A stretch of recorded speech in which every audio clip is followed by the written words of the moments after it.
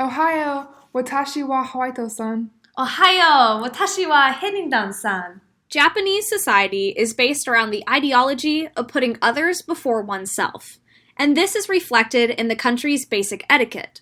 It is necessary for travelers to understand these basic customs as to not embarrass or even offend Japanese people.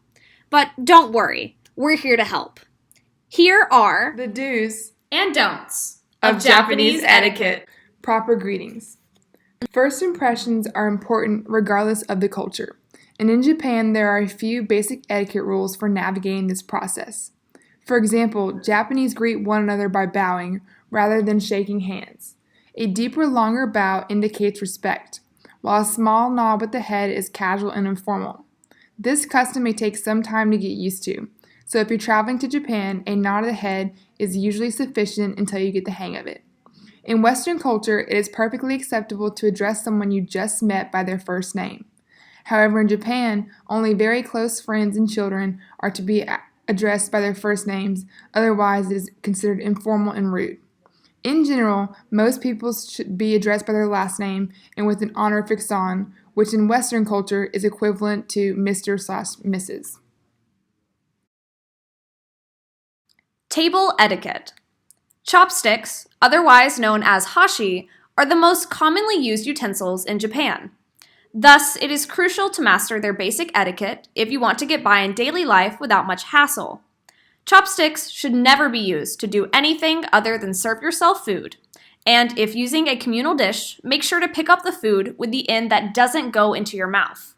Think of this as similar to Western-style double dipping. Do not point your chopsticks at another person, wave them around, or spear your food with them.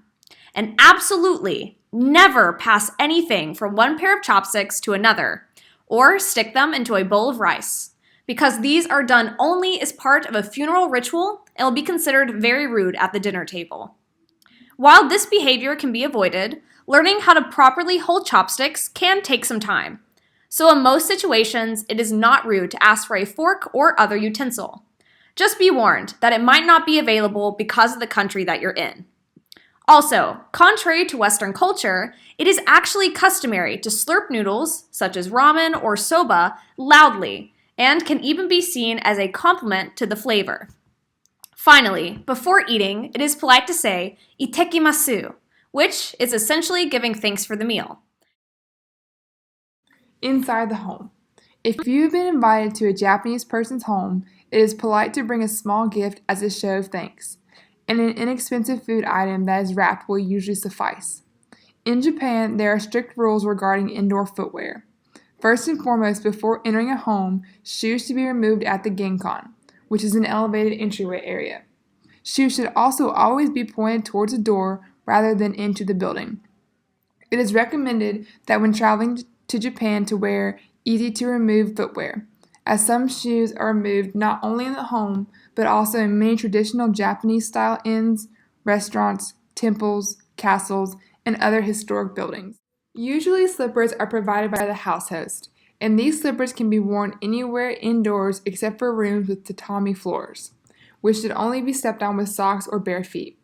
Separate toilet slippers are also provided for the washroom, but don't forget to remove your toilet slippers after usage because this is a common faux pas among foreigners. Public transportation. Public transportation is a common way to travel in Japan, and it is especially popular in large cities. Trains in Japan are well known for being extremely quiet and have their own set of rules to follow. Passengers should not be loud or disruptive, and this includes cell phone notifications, loud laughter, music, eating, and talking noisily on the phone or to others around you. Even the conversational tones of Japanese people tend to be more quiet than Westerners, so it is best to be aware of your voice even if you don't think you're being loud. Here are a few other etiquette guidelines to keep in mind if in Japan.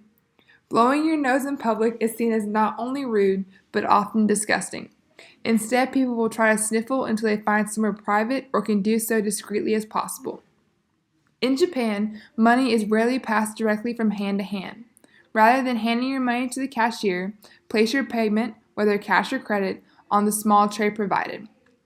Also, avoid leaving tips at restaurants, bars, or in taxis, as this is often considered rude. Overall, this may seem a little intimidating, but with practice, these manners will become second nature. We hope that you found this informative and wish you safe travels in the future. Arigatou gozaimasu!